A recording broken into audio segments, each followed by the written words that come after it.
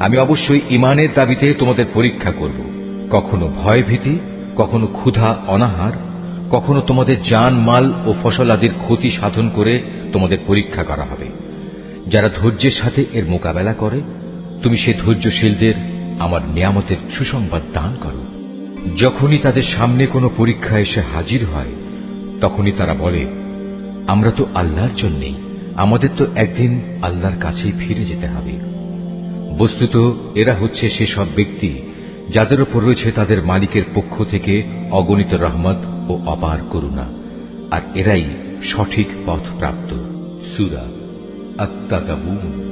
আল্লাহ তাআলার অনুমতি ব্যতীত কোনো বিপদই আসে না। যে ব্যক্তি আল্লাহ তাআলার উপর বিশ্বাস স্থাপন করে, আল্লাহ তাআলা তার অন্তরকে সুপথে পরিচালিত করেন, আর আল্লাহ তাআলা সব বিষয়ে সম্মুখ অবগত রয়েছেন। সূরা আল-আনকাবুত। মানুষরা কি এটা মনে করে নিয়েছে তাদের শুধু এটুকু বলার কারণেই ছেড়ে দেয়া হবে যে আমরা ঈমান এনেছি এবং তাদের কোন রকম পরীক্ষা করা হবে না? আমি তো সেসব লোকদেরও পরীক্ষা করেছি যারা এদের আগে এভাবেই ঈমানের দাবি করেছিল। আল্লাহ তাআলা অবশ্যই তাদের ভালো করে জেনে নেবেন যারা ঈমানের দাবিতে সত্যবাদী, আবার ঈমানের মিথ্যা দাবিদারদেরও তিনি অবশ্যই জেনে নেবেন। সূরা বাকারা। হে মানুষ, তোমরা যারা ঈমান এনেছ, পরম ধৈর্য ও খালেস নামাজের মাধ্যমে তোমরা আমার কাছে সাহায্য প্রার্থনা করো। অবশ্যই আল্লাহ তাআলা ধৈর্যশীল মানুষদের সাথে আছেন। তোমরা কি মনে করে নিয়েছ যে তোমরা এমনি এমনি বেহেশতে চলে যাবে? এখনো পূর্ববর্তী নবীদের অনুসারীদের বিপদের মতো কিছুই তোমাদের উপর নাজিল হয়নি। তাদের উপর বহু ধরনের বিপর্যয় ও সংকট এসেছে। কঠোর নির্যাতনে তারা নির্যাতিত হয়েছে, কঠিন নিপীড়নে তারা শিহরিত হয়ে উঠেছে। এমনকি স্বয়ং আল্লাহর নবী ও তার সঙ্গী সাথীরা অত্যাচারে অতিষ্ঠ হয়ে এক পর্যায়ে এই বলে আর্তনাদ করে উঠেছে, আল্লাহ তাআলার সাহায্য কবে আসবে? আল্লাহ তাআলা তাঁর প্রিয়জনদের সান্ত্বনা দিয়ে বললেন, অবশ্যই আল্লাহ তাআলার সাহায্য অতি নিকটে। আল্লাহ তাআলা কখনো কাউকেই তার শক্তি সামর্থ্যের বাইরে কোনো কাজের দায়িত্ব চাপিয়ে দেন না। সে ব্যক্তির জন্য ততটুকু বিনিময় রয়েছে যতটুকু সে এ দুনিয়ায় সম্পন্ন করবে, আবার সে যতটুকু মন্দ দুনিয়ায় অর্জন করেছে তার উপর তার ততটুকু শাস্তি পতিত হবে। অতএব হে মোমেন ব্যক্তিরা, তোমরা এই বলে দোয়া করো, হে আমাদের মালিক, যদি আমরা কিছু ভুলে যাই, কোথাও যদি আমরা কোনো ভুল করে বসি, তার জন্য তুমি আমাদের পাকড়াও করো না। হে আমাদের মালিক, আমাদের পূর্ববর্তী জাতিদের উপর যে ধরনের বোঝা তুমি চাপিয়েছিলে তা আমাদের উপর চাপিও না। হে আমাদের মালিক, যে বোঝা বইবার সামর্থ্য আমাদের নেই তা তুমি আমাদের উপর চাপিয়ে দিও না। তুমি আমাদের উপর মেহেরবানি করো, তুমি আমাদের মাফ করে দাও, আমাদের উপর তুমি দয়া করো। তুমি আমাদের একমাত্র আশ্রয়দাতা বন্ধু। অতএব কাফেরদের মোকাবেলায় তুমি আমাদের সাহায্য করো। সূরা আশ-শূরা। হে মানুষ, যে বিপদ আপদই তোমাদের উপর আসুক না কেন, তা হচ্ছে তোমাদের নিজেদের হাতের কামাই। আল্লাহ তাআলা তো তোমাদের অনেক অপরাধ এমনিই ক্ষমা করে দেন। সূরা আল হাদিদ। সামগ্রিকভাবে গোটা দুনিয়ার উপর কিংবা ব্যক্তিগতভাবে তোমাদের উপর যখনই কোনো বিপর্যয় আসে, তা সংঘটিত হওয়ার বহু আগেই তার বিবরণ একটি গ্রন্থে লিখে রাখা হয়েছে। আর আল্লাহ তাআলার জন্য এ কাজ অত্যন্ত সহজ। এজন্যে যাতে করে তোমাদের কাছ থেকে যা কিছু সুযোগ সুবিধা হারিয়ে গেছে তার জন্য তোমরা আফসোস না করো, এবং আল্লাহ তাআলা তোমাদের যা কিছু দিয়েছেন তাতেও যেন তোমরা বেশি হর্ষোৎফুল্ল না হও। আল্লাহ তাআলা এমন সব লোকদের ভালোবাসেন না যারা ঔদ্ধত্য ও অহংকার প্রদর্শন করে। সূরা আত-তালাক। যে ব্যক্তি আল্লাহর উপর ভরসা করে তার জন্য আল্লাহ তাআলাই যথেষ্ট। আকাশমণ্ডলীয় পৃথিবীতে যা কিছু আছে তার সব কিছুই আল্লাহ তাআলার পবিত্রতা এবং মাহাত্ম্য ঘোষণা করে। তিনি মহাপরাক্রমশালী ও প্রজ্ঞাময়। আসমান সমূহ ও জমিনের সার্বভৌমত্ব তাঁরই জন্য। তিনি জীবন দান করেন, তিনি মৃত্যু ঘটান, তিনি সব কিছুর উপর চূড়ান্ত ক্ষমতাবান। তিনি আদি, তিনি অন্ত, তিনি প্রকাশ্য, তিনি অপ্রকাশ্য, এবং তিনি সর্ববিষয়ে সম্মুখ অবহিত। তিনি হচ্ছেন সেই মহান সত্তা যিনি 6 দিনে আসমান সমূহ ও জমিন সৃষ্টি করেছেন। অতঃপর তিনি তার আরশে সমাসীন হন। তিনি জানেন যা কিছু এ ভূমির ভেতরে প্রবেশ করে, আবার যা কিছু ভূমি থেকে বেরিয়ে আসে, আসমান থেকে যা বর্ষিত হয় তা যেমন তিনি জানেন, আবার আসমানের দিকে যা কিছু ওঠে তাও তিনি অবগত আছেন। তোমরা যেখানেই থাকো না কেন তিনি তোমাদের সাথেই আছেন। তোমরা যা কিছু করছো আল্লাহ তাআলা তার সব কিছুই দেখছেন। আসমান সমূহ ও জমিনের সার্বভৌমত্ব তার জন্য, কারণ প্রতিটি বিষয় তার দিকেই ফিরিয়ে নেওয়া হবে। তিনি রাতকে মিশিয়ে দেন দিনের সাথে, আবার দিনকে মিশিয়ে দেন রাতের সাথে। তিনি মনের কোণে লুকিয়ে থাকা বিষয় সম্পর্কেও সম্যক অবগত রয়েছেন। হে মানুষ, তোমরা ঈমান আনো আল্লাহ তাআলা ও তার রাসূলের উপর। আল্লাহ তাআলা তোমাদের যে সম্পদের অধিকারী বানিয়েছেন তা থেকে তারই পথে তোমরা ব্যয় করো। অতঃপর তোমাদের মধ্যে যারা ঈমান আনবে এবং আল্লাহর নির্ধারিত পথে অর্থ ব্যয় করবে, জেনে রেখো তাদের জন্য রয়েছে এক মহা পুরস্কার। তোমাদের একই হলো, তোমরা কেন আল্লাহর উপর ঈমান আনছো না? বিশেষ করে যখন স্বয়ং আল্লাহর রাসূল তোমাদের ডাক দিয়ে বলছেন তোমরা তোমাদের মালিকের উপর ঈমান আনো, এবং তিনি তো এ মর্মে তোমাদের কাছ থেকে প্রতিশ্রুতিও আদায় করে নিয়েছিলেন। যদি তোমরা সত্যি ঈমানদার হও তাহলে সেই প্রতিশ্রুতি স্মরণ করো। তিনি সে মহান সত্তা যিনি তার বান্দার উপর সুস্পষ্ট আয়াত নাজিল করেছেন, যেন তিনি তোমাদের জাহেলিয়াতের অন্ধকার থেকে ঈমানের আলোর দিকে বের করে নিতে পারেন। আল্লাহ তাআলা সত্যি তোমাদের প্রতি পরম দয়ালু ও একান্ত করুণাময়। তোমাদের একই হলো, তোমরা কেন আল্লাহর পথে অর্থ ব্যয় করতে চাও না, অথচ আসমান সমূহ ও জমিনের সব কিছুর মালিকানা এক আল্লাহ তাআলার জন্যই। তোমাদের মধ্যে তারা কখনো একই রকম মর্যাদার অধিকারী হবে না যারা বিজয় সাধিত হওয়ার আগে আল্লাহর পথে ব্যয় করেছে এবং ময়দানে সংগ্রাম করেছে। তাদের মর্যাদা ওদের তুলনায় অনেক বেশি যারা বিজয় সাধিত হবার পর আল্লাহর পথে অর্থ ব্যয় করেছে এবং জিহাদে অংশগ্রহণ করেছে। অবশ্য আল্লাহ তাআলা এদের সবাইকেই উত্তম পুরস্কার প্রদানের ওয়াদা দিয়েছেন। মূলত তোমরা যা কিছুই করো আল্লাহ তাআলা সে সম্পর্কে পূর্ণাঙ্গভাবে জ্ঞাত রয়েছেন। কে আছে যে ব্যক্তি আল্লাহকে ঋণ দেবে এমন উত্তম ঋণ যার বিনিময়ে আল্লাহ তাআলা পরকালে তাকে কয়েক গুণ বাড়িয়ে দেবেন এবং তার জন্য থাকবে আরো বড় ধরনের পুরস্কার। যেদিন তুমি ঈমানদার পুরুষ ও ঈমানদার মহিলাদের এগিয়ে যেতে দেখতে পাবে, দেখবে তাদের সামনে দিয়ে এবং তাদের ডান পাশ দিয়ে নূরের এক জ্যোতিও এগিয়ে চলছে। এ সময় তাদের উদ্দেশ্যে বলা হবে, আজ সুসংবাদ তোমাদের জন্য। আর সে সুসংবাদ হচ্ছে জান্নাতের, যার পাদদেশ দিয়ে সুপেয় ঝর্ণাধারা বইতে থাকবে। সেখানে তোমরা অবস্থান করবে অনন্তকাল ধরে। আর এটা হচ্ছে চরম সাফল্য।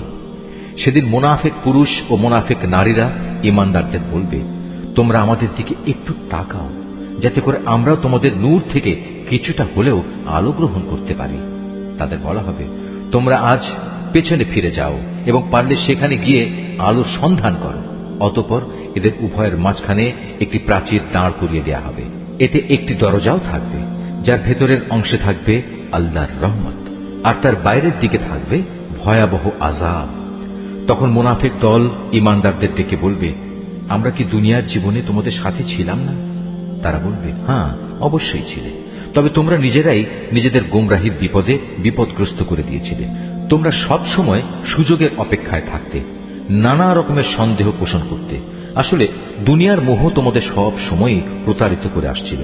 আর এভাবে একদিন তোমাদের ব্যাপারে আল্লাহর পক্ষ থেকে মৃত্যুর ফয়সালা এসে হাজির হল এবং প্রতারক শয়তান তোমাদের আল্লাহ তাআলা সম্পর্কেও ধোঁকায় ফেলে রেখেছিল। অতঃপর আজ আযাব থেকে বাঁচানোর জন্য তোমাদের কাছ থেকে কোন রকম মুক্তিপণ গ্রহণ করা হবে না, আর না তাদের কাছ থেকে কোন রকম মুক্তিপণ গ্রহণ করা হবে যারা আল্লাহ তাআলাকে অস্বীকার করেছে। আজ তোমাদের উভয়ের ঠিকানা হবে জাহান্নামের আগুন, আর এই আগুনই হবে এখানে তোমাদের একমাত্র সাথী। কত নিকৃষ্ট তোমাদের এই পরিণাম! ঈমানদারদের জন্য এখনো কি সে ক্ষণটি এসে পৌঁছয়নি যে আল্লাহর আযাবের স্মরণে আল্লাহ তাআলা যা কিছু নাজিল করেছেন তার স্মরণে তাদের অন্তরসমূহ বিগলিত হয়ে যাবে এবং সে কখনোই তাদের মতো হবে না যাদের কাছে এর আগে আল্লাহর কিতাব নাজিল করা হয়েছিল। অতঃপর তাদের উপর এক দীর্ঘকাল অতিবাহিত হয়ে গেল, যার ফলে তাদের মনও কঠিন হয়ে গেল। এদের মধ্যে এক বিরাট অংশই নাফরমান থেকে গেল। তোমরা জেনে রেখো, আল্লাহ তাআলাই এ ভূমিকে তার মৃত্যুর পর পুনরায় জীবন দান করেন। অবশ্যই আমি আমার যাবতীয় নিদর্শন তোমাদের জন্য খুলে খুলে বর্ণনা করেছি, যাতে তোমরা অনুধাবন করতে পারো।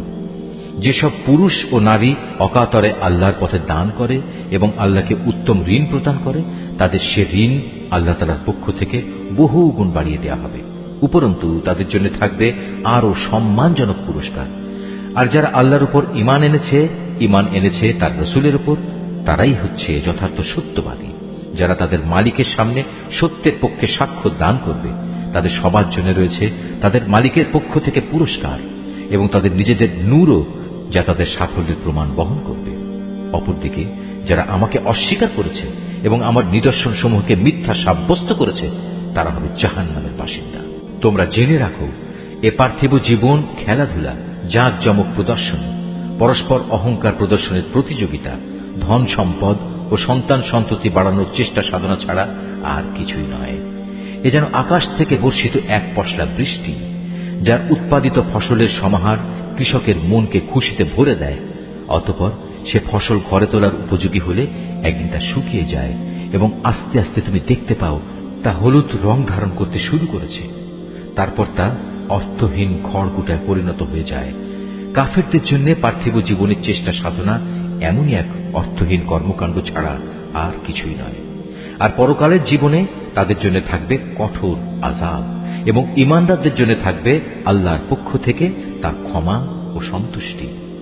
সত্যি কথা হচ্ছে, দুনিয়ার এই জীবন কতিপয় ধোঁকা প্রতারণার সামগ্রী বই কিছুই নয়। অতএব এসব অর্থহীন প্রতিযোগিতা বাদ দিয়ে তোমরা তোমাদের মালিকের পক্ষ থেকে সেই প্রতিশ্রুত ক্ষমা ও চিরন্তন জান্নাত পাওয়ার জন্য এগিয়ে যাও।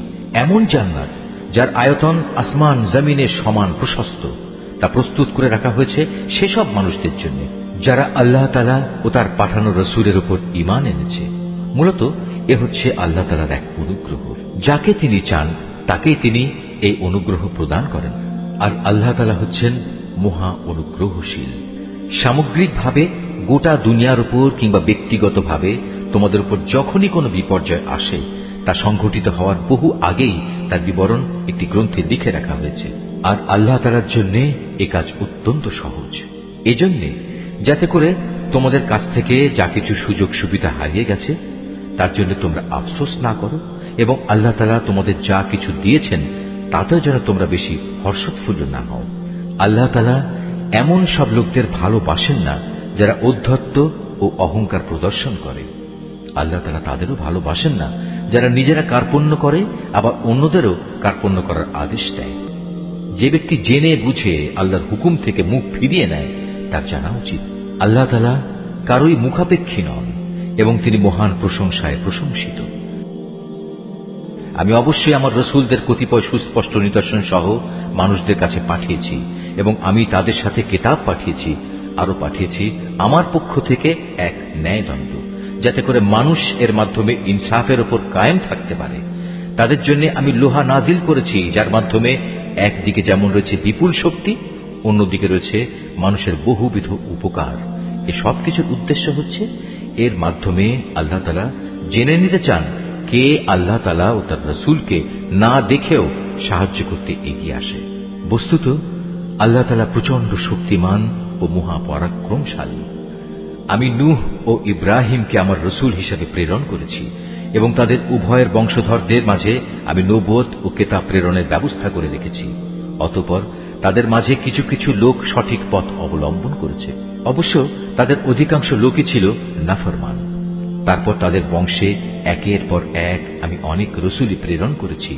তাদের পরে এক পর্যায়ে আমি মরিয়ম পুত্র ঈসাকে রাসূল বানিয়ে পাঠিয়েছি এবং তাকে আমি হিদায়াতের গ্রন্থ ইনজিল দান করেছি। এর প্রতিষ্ঠায় যারা তার আনুগত্য করেছে তাদের মনে তার প্রতি দয়া ও করুণা দান করেছি। তার অনুসারীদের অনুসৃত সন্ন্যাসবাদ আসলে তারা নিজেরাই এর উদ্ভব ঘটিয়েছে। আমি কখনো এটা তাদের জন্য নির্ধারণ করিনি। আমি তাদের শুধু বলেছিলাম আল্লাহর সন্তুষ্টি অর্জন করতে। অতঃপর তারা এর যথাযথ হক আদায় করেনি। তারপর তাদের মধ্যে যারা ঈমান এনেছে তাদের আমি যথার্থ পুরস্কারই দিয়েছি, কিন্তু তাদের অধিকাংশ লোকই ছিল নাফরমান। হে ঈমানদার বান্দারা, তোমরা আল্লাহ তাআলাকে ভয় করো এবং তার প্রেরিত রাসূলের উপর ঈমান আনো। এর ফলে আল্লাহ তাআলা তোমাদের দ্বিগুণ অনুগ্রহে ভূষিত করবেন। তিনি তোমাদের জন্য স্থাপন করবেন সেই আলো যার সাহায্যে তোমরা পথ চলতে সক্ষম হবে। উপরন্তু তিনি তোমাদের যাবতীয় গুনাহ খাতা মাফ করে দেবেন। আল্লাহ তাআলা ক্ষমাশীল ও পরম দয়ালু। আহলে কিতাবরা যেন এই কথাটা ভালো করে জেনে নিতে পারে, আল্লাহ তাআলা সামান্যতম অনুগ্রহের উপরও তাদের কোনো অধিকার নেই। যাবতীয় অনুগ্রহ সে তো সম্পূর্ণ আল্লাহ তাআলারই হাতে। তিনি যাকে ইচ্ছা তাকেই এই অনুগ্রহ দান করেন। মূলত আল্লাহ তাআলা সুমহান অনুগ্রহশীল।